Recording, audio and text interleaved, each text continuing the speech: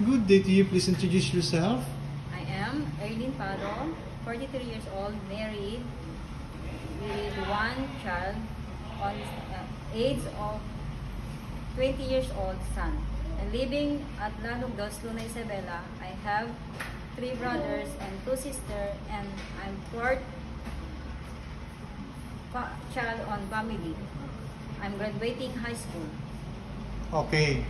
Can you tell me your work experience? Yes, I worked Saudi Arabia. I came down Saudi Arabia at 3 years old, 3 years and 6 months.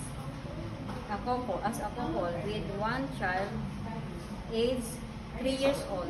I do ironing, cleaning, washing, and cooking and take care of the baby. Okay.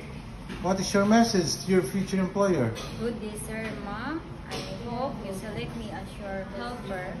I am hardworking, honest, responsible person, and I'm serve your family. I'm the person serve the family.